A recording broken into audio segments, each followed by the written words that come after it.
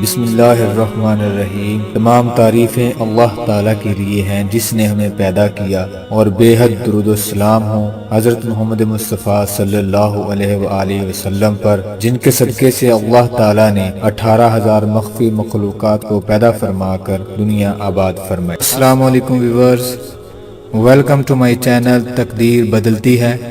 تقدیر بدلتی ہے کہ ساتھیوں، آج کی اس ویڈیو میں طلاق یافتہ لڑکی کی شادی کے لیے نہایت ہی مجرب وظیفہ لے کر میں آپ کی خدمت میں حاضر ہوا ہوں۔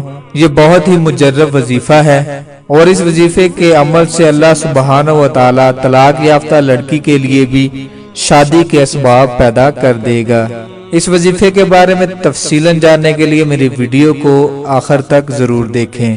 ویڈیو میں آگے بڑھنے سے پہلے میری آپ تمام دوستوں سے گزارش ہے کہ میرے چینل کو سبسکرائب کر لیں اور گھنٹی کے بٹن کو بھی ضرور دبا دیجئے گا، کیونکہ اس سے آپ کو میری آنے والی تمام ویڈیوز بر وقت ملتی رہیں گی۔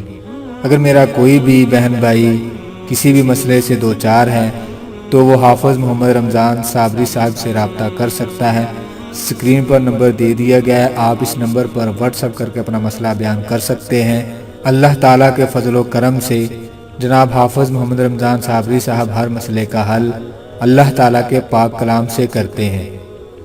دوستو، اگر کسی لڑکی کو کسی نے طلاق دے دی ہو اور والدین اس کی دوبارہ شادی کے لیے بڑی کوشش کرتے ہوں اور ایسا محسوس ہو جیسا کہ کسی نے رکاوٹ ڈال دی ہے اور کوئی رشتہ ملنے کی صورت پیدا نہیں ہوتی ہو، تو طلاق یافتہ لڑکی کی والدہ یا بہن کو چاہیے کہ وہ سورہ فتح کو فجر کی نماز کے بعد 3 مرتبہ پڑھے اور اس کے بعد 1100 مرتبہ اسم مبارک یا کوئی 200 کا ورد کرے اور 40 دن تک اس پڑھائی کو جاری رکھے۔ اللہ تعالیٰ کے فضل و کرم سے جلد ہی مناسب رشتہ آئے گا اور شادی کی رکاوٹ دور ہو کر جلد ہی شادی پایہ تکمیل تک پہنچے گی۔